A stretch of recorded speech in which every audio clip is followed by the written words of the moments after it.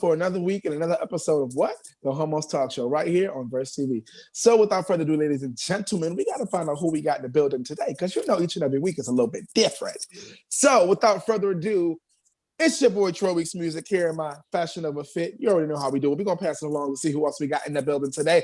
Who else we got in the building? Talk to me. Y'all know it's your boy Rocky, the Chicago Arthur. Gang, gang, gang, gang, gang, gang, gang, gang. I love it. Those final fights, okay? Woo! Who else we got in the building? Talk to me. Hey, y'all. It's Ronald Saran, the Charm City King, laying down the law. Ooh, come on. Y'all is in the building today. I should have came up with something else. Okay. Oh, last but not least, of course, who do we have in the building? We have the fabulous, the one and only Jace, the songbird, TV producer of Mainstream Dreams, and just always sitting there for us, honey, guys. Ooh, out here, just like that. Yes. I love it. Thank you so much. Thank you so much for being in the building. And, you know, before we keep it moving, we got to know where people's from, because, you know, I'm representing and keeping real all day, every day, like my grandmother was saying, that's Harlem World, baby, even though I now live in the Bronx, in a new place now. But represent Harlem all day. Rocky, tell the people where you're from. Originally from the suburbs of Illinois, but I'm in Chicago, y'all. Gang, gang, gang, gang, gang. In the Chicago now. What's goody? Whoop! All right, now, Ronald, tell the people where you're from, Ronald. Where you at? You know, I'm living large in the beautiful city of Baltimore and the lovely state of Maryland. Ooh, I love how you said that. They should pay some money to talk about them like that. And Jay, stop telling me where you're from. And I am from the south suburbs. I'm over here in Mudville, Robbins, Illinois, representing. Gotta put us on. Yes, represent and keep it real all day, every day. That's what I'm talking about. That's what I'm talking about. All right, y'all. So without further ado, it's time to get to what? The Homos Tea. Let's get to it. Kicking off today, Homos Tea is going to be Sir Rocky. Let's get to it, Rocky. All righty. Let's see where we at, y'all. Give me some time, y'all. All righty. So Montel Williams already, is that the right one? I'm sorry. No, 18-year-old one. Oh, yeah, that's right. Look, I'm looking at it backwards. I'm sorry, you guys. Okay. So on Facebook, they had, there's a picture that says you meet your 18-year-old self and you're allowed to say 3 words. What do you say? My 18-year-old self in 3 words, and maybe more than 3 words. I would say just keep the fight. Keep the fight. That's 3 words. Keep the fight. Yeah, that's 3 words.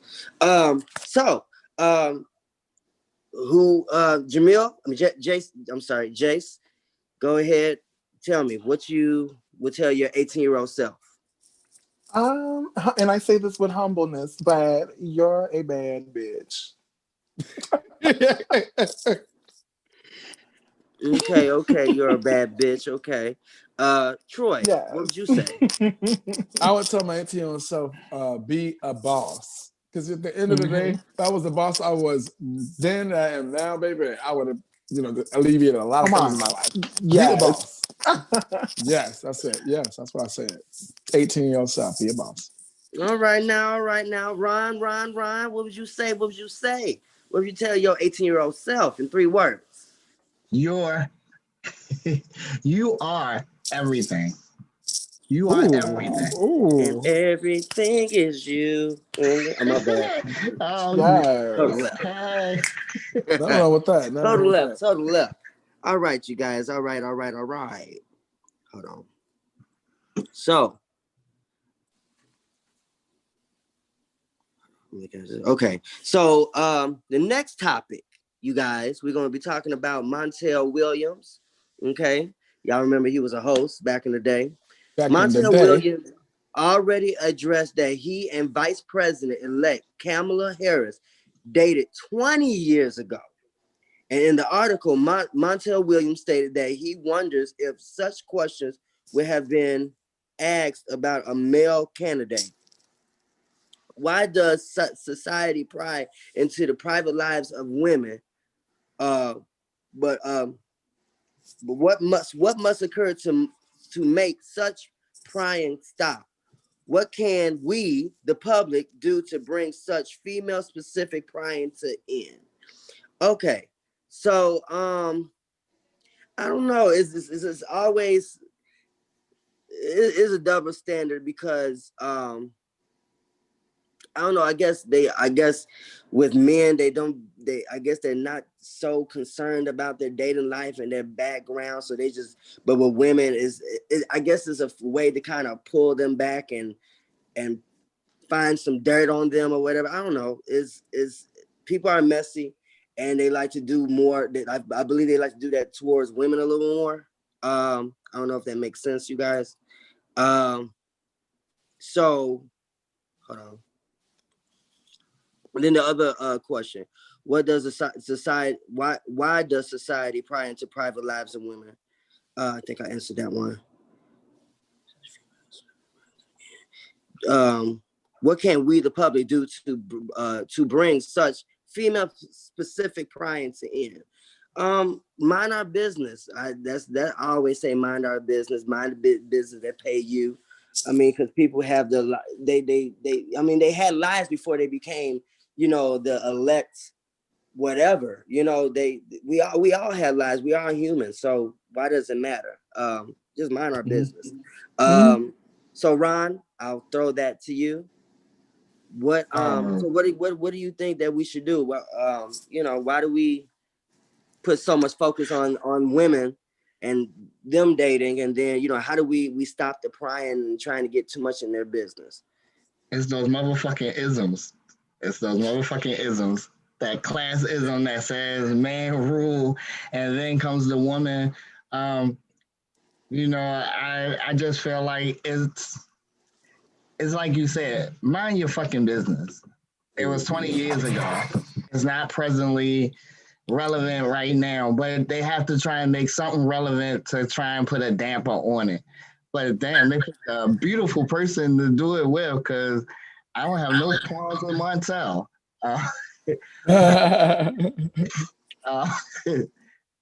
All right. Look, just mind the business that pays you. That's all I say. Because so many people wants to be too much into the other people's personal lives, and it really is not that deep. Troy. Yes, sir. I throw it to you. Yes, sir. I'm here.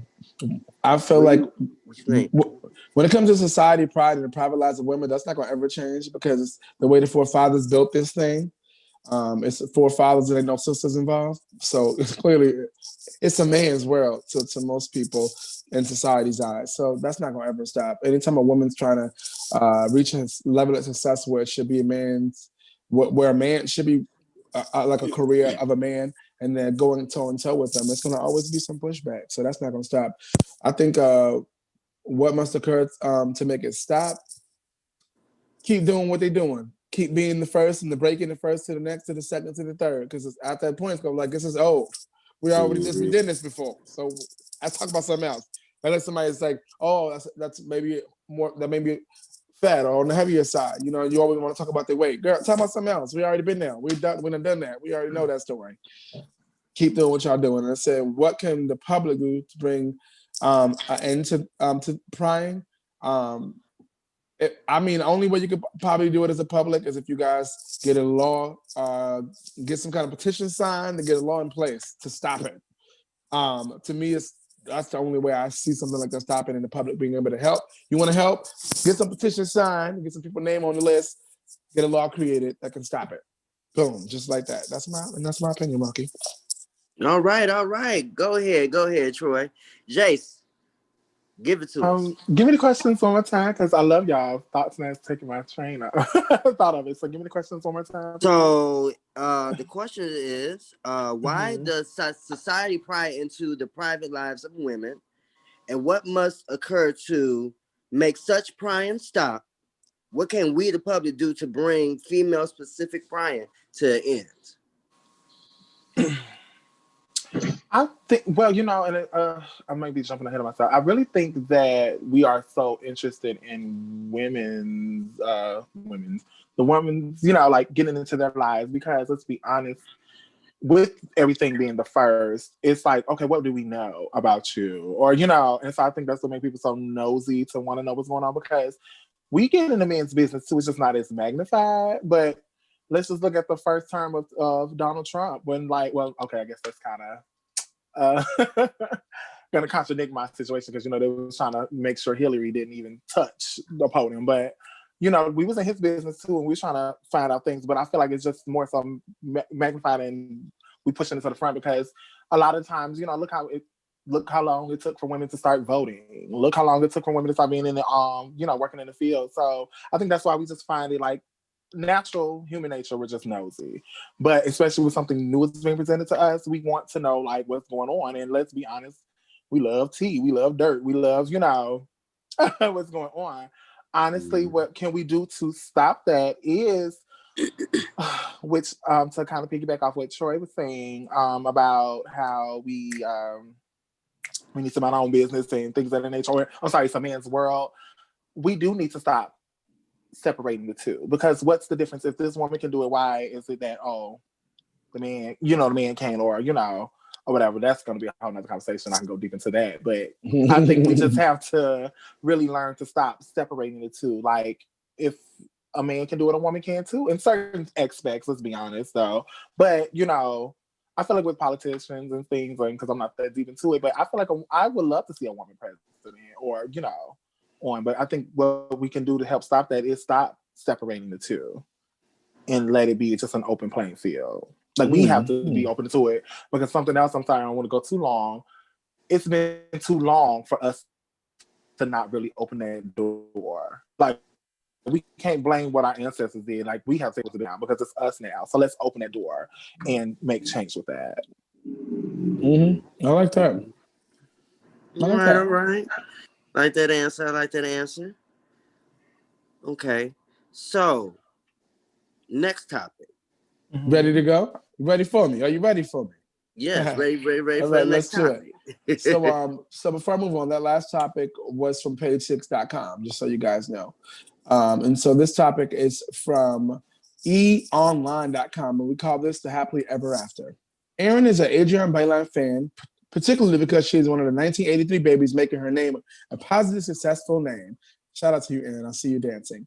The article discusses the courting and ultimate marriage between herself and Israel Horton, assuming that soulmates are real things. I believe that. That's what quotation marks from the producers up above. So, without further ado, first thing is this. There's 3 different parts to this. I'm going to ask you 3 different parts separately. I'm not going to ask you one all at one time. First thing is, name 3 traits you may desire for your soulmate to have. And so I'm going to go to my notes over here and tell you what 3 for myself. So the three traits I desire for my soulmate to have is 1, be able to love me unconditionally. 2, be able to be honest. And 3, be able to be affectionate. Very important to me, those things. And that's my 3. So boom, I'm gonna hit you guys with this right now. So I'm gonna move things along. I'm gonna go to you right now, Rocky. First and foremost, I want to start with you. 3 traits you would desire for your soulmate to have. God, stability. Now I can say that now, because a lot of people don't even have stability. Okay, I need stability, financial, all that stability. Okay. They have to be affectionate. I'm not really good with people that's not affectionate. I can be very affectionate or whatnot. And understanding. Because I'm a complex character and I've dealt with complex characters. All I need is someone understanding. All right, now, complex character. Understand it. I get it. Trust me. Okay, cool. I'm going to go to Jace on this one. Jace, name 3 traits you desire for your soulmate to have. Honestly, because I don't ask for a lot, but I would love for us to be evenly yoked. Definitely someone who matches my energy, and someone who believes in God like I do and love him too. So yeah, I love that's God. all I really do require. You love God? I get it. Okay. So with you, got it. All right. So Ronald, talk to me. 3 traits you desire for your soulmate to have. I'm gonna say one of the first ones is honesty with self, and then definitely gotta be able to make that love connection. So being able to know that they're able to give love, and definitely the empathy. Somebody being able to just be there in the moment, in the presence of what's happening. All right, now we getting somewhere tonight, y'all. Okay. So question number 2, part 2 of this is this. Name 3 things that you may desire to have in common with your soulmate. The things you want to have in common with them. So I'm going to always start with myself. First thing for me is lover. They have to have a love of entertainment. I'm in entertainment, and I love all aspects of entertainment. So you gotta have a love of entertainment. 2, love of getting to the money. Okay, it's about getting to the bag, and making those moves. You gotta be just as ambitious as I am to make it happen. And last but not least, you have to have a love of social justice to want to make a change in the world, because we all have purpose in life, and you gotta have a purpose and stand for something. Those are my 3 for this question. So I'm gonna again go back to Rocky. Name 3 things that you desire to have in common with your soulmate. So, in most of my relationships, I believe I'm very passionate. I'm very passionate. And it's just have a drive, have a passion, fight for something. Okay. If you want to work a certain job, fight for it. Whatever dream you have, fight. Passion. That's all. Okay. So I'm very passionate about mine. Okay. Mm-hmm. Don't like to go broke. Okay. So I like to be passionate in some area. Right. I love to joke a lot, and basically, like, I like to, crack jokes and whatnot. So they got to have a sense of humor, and they have to be very adventurous. I would love. I don't do well with people that's not as adventurous. I like to eat squids and the octopus and stuff, and they be like, try it with me. Life is about trying stuff. So, I'm very adventurous, living on the edge, Sagittarius all day. So that's what we do, adventurous. Yeah. I need somebody like that. All right. We heard you. Squids and all, we heard you. Cool. Jay, talk to me. Name 3 things that you want to desire to have in common with your soulmate. To work things out. If we get into it, that's number 1. Like, let's not give up on each other just because we don't agree at the moment. That'd be number 1 for me. Number 2, oh my gosh, like, to piggyback off what Rocky said, I am a jokester. I love to have fun, so we gotta have fun. And 3, I'm gonna go back before what I said. Like, we have to be on the same page. I need that from that person. That's my thing. Period. Got it. Okay, cool. Ronald, talk to me. Yes, I get straight to the point. All right. But I had to get it straight out the way. So good sexual energy. Like, we gotta be compatible there. But then we gotta have stability. Yo, okay. That's a word. And then after that, longevity. This is not a sprint. It is a marathon, and we're in it to the end. Ronald said, "I ain't come to play with y'all. He's not come to play with y'all today. Those are some words, okay? He working towards his 3rd thing. Then let's get to the 3rd thing. And the 3rd thing is this: do you desire to marry your soulmate? And if so, where might you want to get married? So, my answer is I do desire to marry my soulmate. And the place that I would actually marry them, for me, it has to be special and a special creative moment between the two of us. It's not no set in stone. When I get married, it got to be in Paris, right there by the thing out there with the locks, with the, on the bridge thing. No, it ain't nothing like that. It ain't playing. It's very specific to the moment that I have with that person. So that's me. Yes, I would marry them. And so Rocky, do you desire to marry your soulmate? And if you do, where would you marry them? I don't know if I want marriage anymore because these niggas be playing. I'm just playing. If I wanted to get married, I want to get married by a waterfall. I don't know. I see a waterfall in my future. I see a waterfall just flowing in the back. TLC said not to chase them. Say? I said TLC said not to chase them, though. I know. Sure. I mean, don't go chase them. It did. But no, I think it would be pretty. And with like a special light behind it. And I want to hear Oriental music. Ding, ding, ding, ding, ding, ding, ding. And, I want Chinese food there and all that good stuff. I want it to be Asian inspired, Okay. I want to see koi fish in the water and We got some good things figured out. It sounds like it's gonna be a wonderful night. Make sure you send me an invitation. I would definitely want to see the koi fish. I want to see the koi fish and eat the Chinese food. Okay. James, talk to me. Do you desire to marry a soulmate? If you do, what would you marry them? Well, of course, because marriage represents forever, and if you want, of course, you want to be with that person forever. You want to. So, I probably would be very traditional and just be in a church house. The dramatics in me wants to rent out the United Center, so I can be like brought down from the skies with birds and everything. But hey. That's if I'm a ball player. But all right. Could be. Yes, but I would definitely get married. Awesome. Okay, cool. Well, no. Last but not least, talk to me. We can move along to the next topic after this. Talk to me. Would you marry your soulmate? If so, where? Of course, the answer is yes. I still believe I'm going to find them. And where we would get married, I'm not big and grand on material things, but one of the things I would like is seclusion. So I dream of that island, and only those who could afford to go would actually be there at the ceremony. Ooh, okay. A private moment for us. Yeah, we get your coins together now. I'm just telling y'all, friends. He's telling you right now, get your coins together now because it's going to be so secluded in the VIP. You're going to have a little money to go.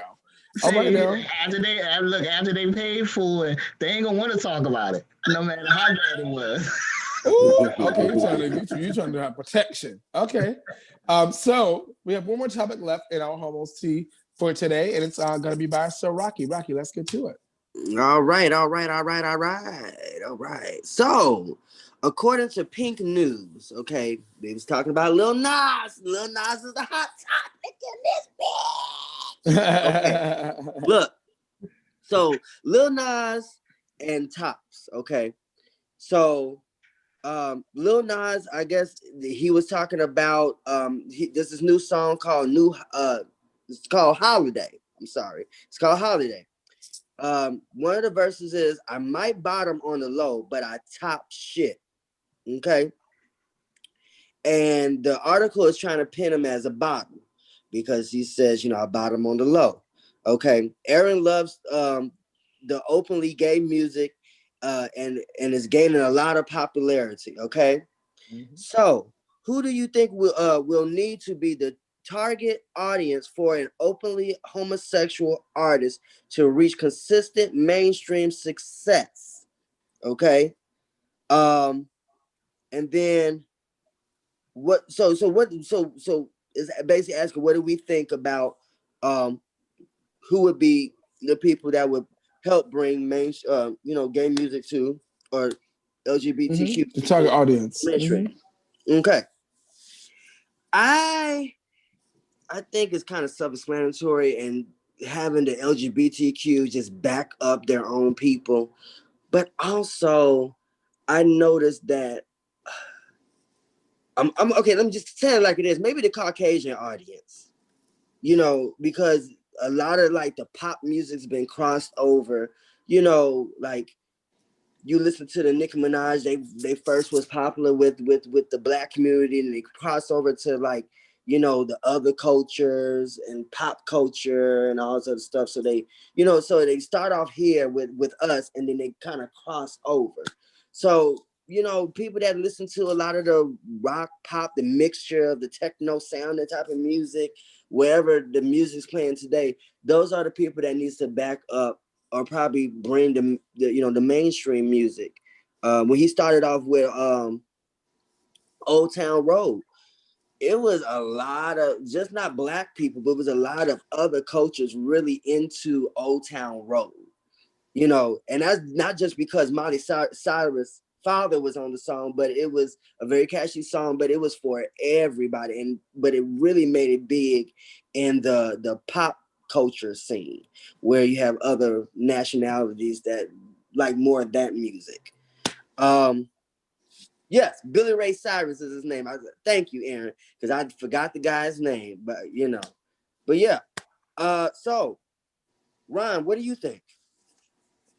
Who do you? as we begin to talk about it, I thought one way, and I was like, didn't we already do that? Like RuPaul, and I don't know. It was the hit that reached the world. Like Supermodel came out and it didn't really have a place to it. So I think you have to have that ability to remix it, connect it, and touch every genre you can, every population that you can to get them into it. Now, being from Baltimore, I'll tell you one thing: your song could be nothing. You give it to Baltimore, we're gonna put a club beat behind it, and everybody gonna be dancing to it, and they'll know your hook. So what do you consider consistent? I'm sorry. Yeah. What do you consider consistent? I believe the first place that you can make a hit and hit mainstream is as you take it to the club. And you get people dancing to it. It makes it catchy. Okay. So you go ahead, the DJ drops that beat, and you're like, oh, what's that? That sounds I'm gonna lose my mind. All right. So Jace, what do you think? I'm glad I didn't even think about RuPaul, so I'm glad you brought him up. But I was gonna say, you were saying earlier, like, oh, people was liking this song. Let's be honest, they were liking it more because they did not know he was gay. Because then when he comes out now, look kind of where his stardom is now. What was his name? Frank Ocean. Yeah. And so me personally, I think an artist would have to just really honestly just make music, seek to make stuff that you're gonna know who your audience is at the end of the day. And so I just say just make music because and I don't want to sound I'm just gonna say it. I think it's unfair to sit here and just be like, oh, this is a gay artist. Do we do that to heterosexual people? And also, like, it doesn't matter. I guess that's the point I'm trying to make. Like, does it matter? And I mean, of course, yes, we would love to see representation because that is everything. But it's kind of sad that we gotta look at it like that or seek that. Because let's be honest, like, RuPaul, yeah, she really only flourished because we backed her up. So that would help too. Kind of piggyback off what you were saying. Like, we don't even mess with our own music sometimes. We don't name like 5 gay artists that you know. Do you see what I'm saying? Like, and we don't even support our own music. So we have to start doing it too. But at the same time, me as an artist myself, I don't seek to make gay music. I just make songs. And like, I'm sorry, Ronald, is it Ronnie? Ronald, am I saying it right? Yes. Ron, okay. To pick up, like you said, like, no, honestly, that's what it would take is to get something like, oh, okay, because that's what it took for Old Town. He didn't have to put his sexuality in that song. He just made something that everybody could kind of vibe to. Supermodel, the reason why I feel like it did what it did because nobody cannot deny like that's a good ass song. So that's what made it be what it is. So just make music. Don't worry about your sexuality. Right? Yeah, like just make music and don't really worry about that because it's so unfair. That's another conversation with it. So Troy, what's your thoughts? So who do I think would need to be the target audience for openly homosexual artists to reach consistent mainstream success? It should be the audience that are on TikTok right now and on these apps that's playing this music and doing all this and all that. That should be the primary audience as for openly gay artists, as well as the average woman between 18 and 35, because those are the women that spend money.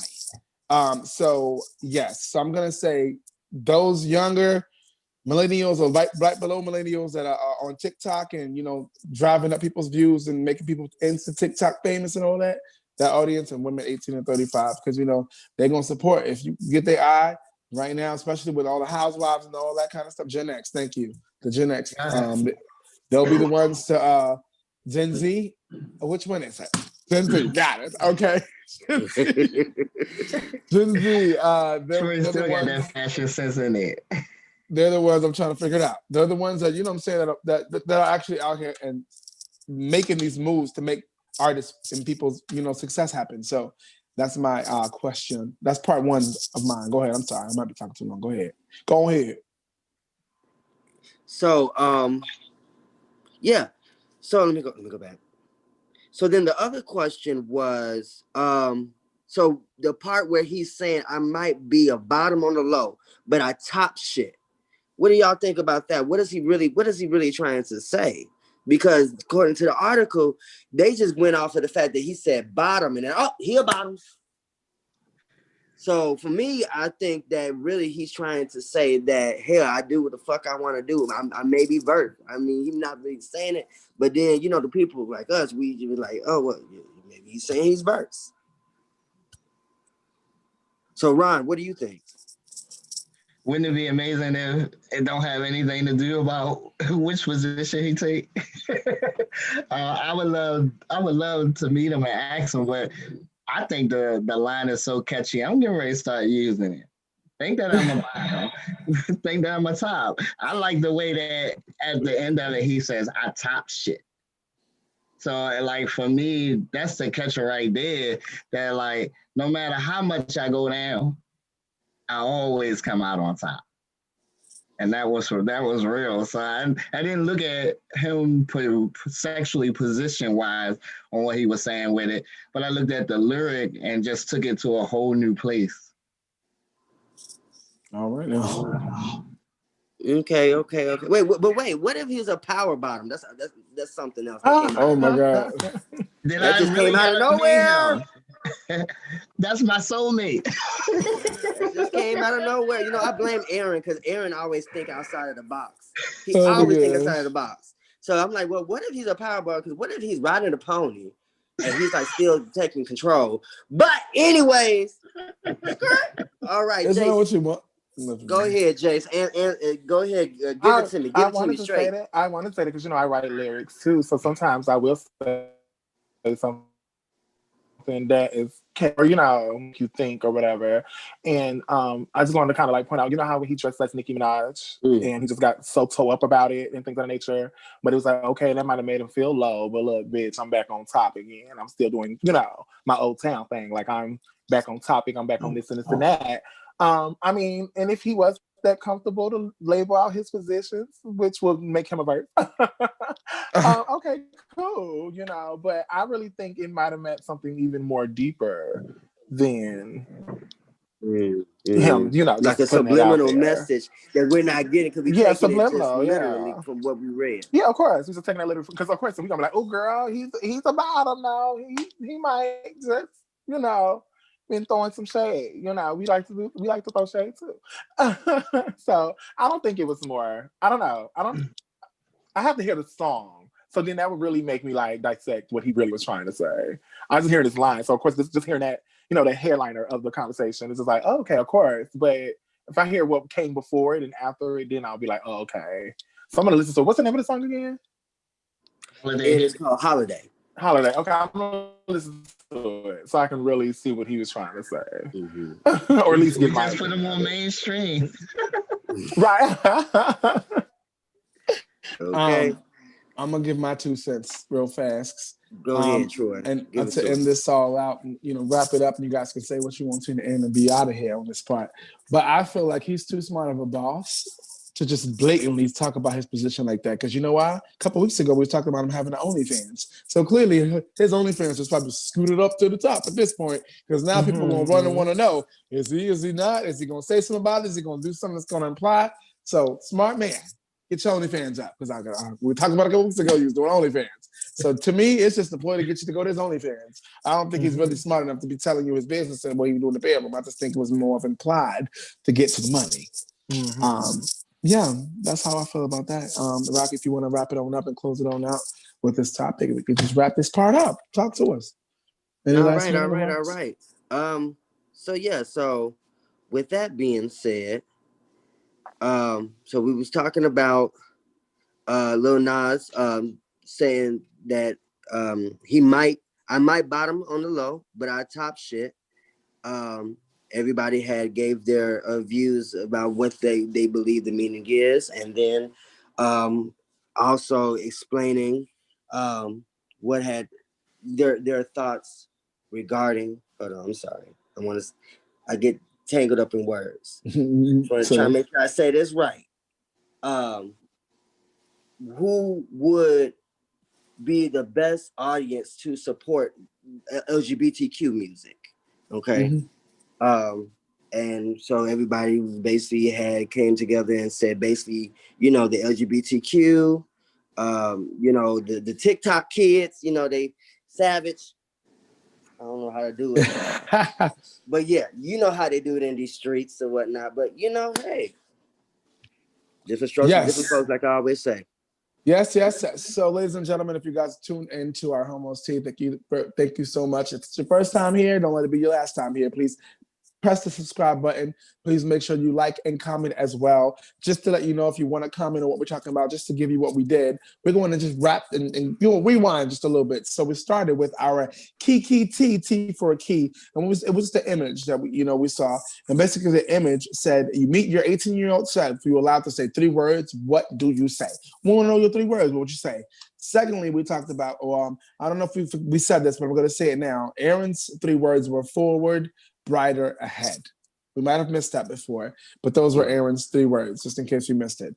So for those of you there, put them in the comments below. Second thing we talked about was political double standards from page6.com. There was an article about Montel Williams, and he's basically said, I already addressed that I was, me and Vice President-elect Camilla already dated 20 years ago, but basically we wanted to know this. When it comes to society, why does society pry in the private lives of women? What must occur to make prying stop? And we also want to know what can we do as a public to bring such female-specific prying to an end. So let us know down below. Thirdly, we talked about it was an article from eonline.com with Adrienne Bailon. It was said from cheetah girl to Emmy winner. She doing her thing out here, y'all.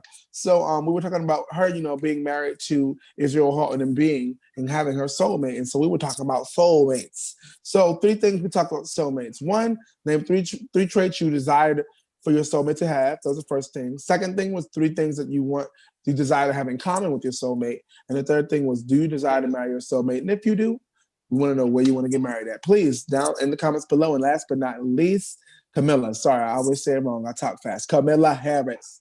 That's what we were talking about. Last but not least, we talked about Lil Nas X. It was an article from peaknews.com. And so Lil Nas came out as a bottom on the low. That's what they keep saying. They keep saying that. Doesn't mean, everybody can interpret what they want to interpret. It's your own right to interpret what you want. Free state. But basically, first thing we really wanted to know was Aaron has a love for the openly gay music and it's gaining its popularity.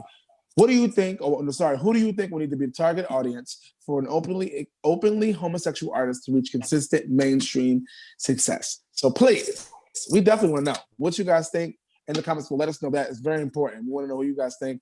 Look at what we said and let us know. If you don't agree or you agree and you got something else you want to talk about. And last but not least, there was a line in the song Holiday, and the line says, I might bottom a low, but I top shit. That was the whole controversy in what we're talking about.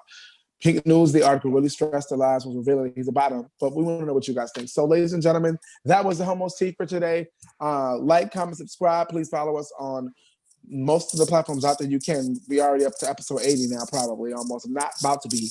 You know what I'm saying? We out here. SoundCloud. I know we're not there yet, Aaron. We're getting there. 70 something. You can type it. Oh, we're at 81. Excuse me. We're above 80. We're at 81 now. All right. Okay. Congratulations. Yes. SoundCloud, iHeartRadio, Amazon, Apple, all these places where you can find us. We're out here. So look us up, check us out. Please do. And that has been our Homos Tea for today, guys. Thank you guys so much for tuning in. It's time for our regular main topic of the day. So don't go nowhere because it's time to get to it.